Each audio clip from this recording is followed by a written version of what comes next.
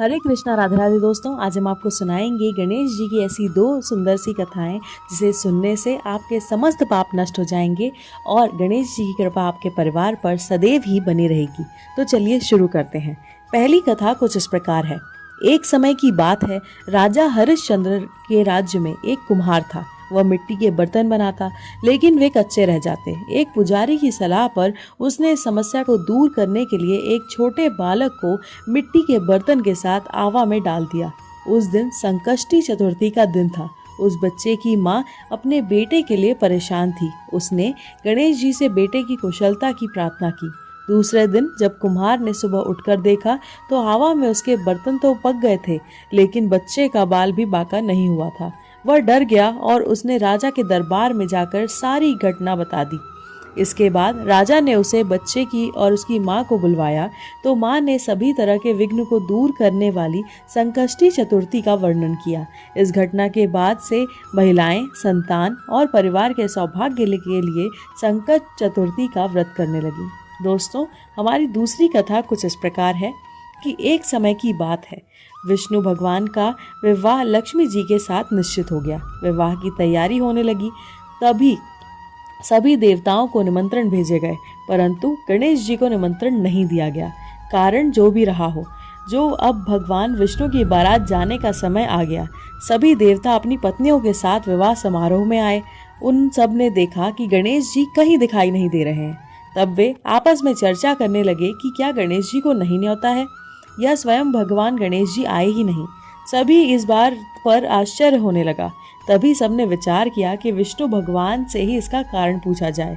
विष्णु भगवान से पूछने पर उन्होंने कहा कि हमने गणेश जी के पिता भोलेनाथ महादेव को न्योता भेजा है। यदि गणेश जी अपने पिता के साथ आना चाहते हैं तो आ जाते। अलग से न्योता देने की कोई आवश्यकता भी नहीं थी।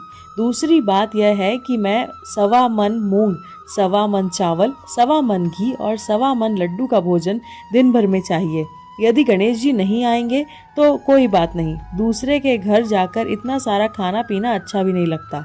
इतनी वार्ता कर ही रहे थे कि किसी ने एक सुझाव दिया कि यदि गणेश जी आ भी जाएं तो उनको द्वारपाल बनाकर बैठा देंगे कि आप घर की याद रखना। आप तो चूहे पर बैठकर धीरे धीरे चलोगे तो बारात से बहुत पीछे रह जाओगे। यह सुझाव भी सबको पसंद आ गया, तो विष्णु भगवान ने भी यह सहमति दे दी। होना क्या था, इतने में गणेश जी वहां आ पहुंचे और उन्होंने समझा बुझाकर घर की रखवाली करने बैठा दिया। बारात चल दी।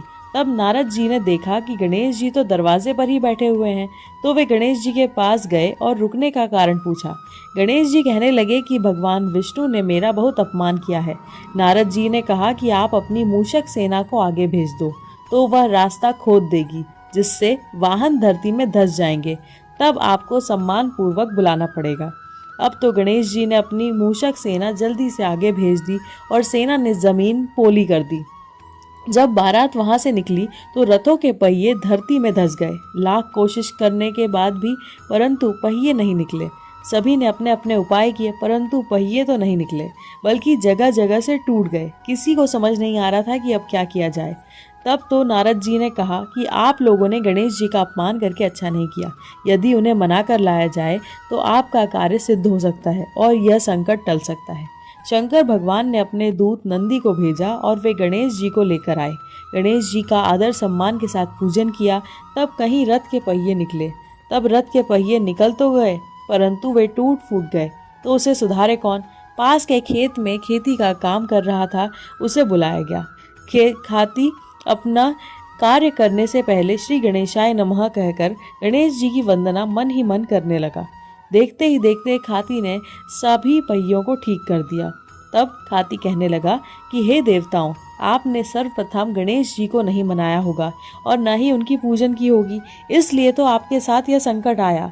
हम तो मूर्ख अज्ञानी हैं, फिर भी पहले गणेश जी को पूजते हैं, उनका ध्यान करते हैं।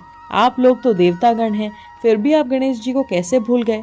अब आप लोग भगवान श्री गणेश जी की जय जयकार करिए और सब काम बन जाएंगे और कोई भी संकट नहीं आएगा। ऐसे करते हुए बारात वहां से चल दी और विष्णु भगवान का लक्ष्मी जी के साथ विवाह संपन्न करा के सभी सकुशल घर लौट आए। हे गणेश जी महाराज, आपने विष्णु को जैसा कारज सरियो ऐसा कारज सबका सिद्ध कर जो। बोलो गजानन भगवान की जय। दोस्तों, अगर आपको ये कथा अच्छी लगी हो तो कृपया हमारे चैनल को जरूर सब्सक्राइब करें और एक लाइक जरूर करें। राधे राधे।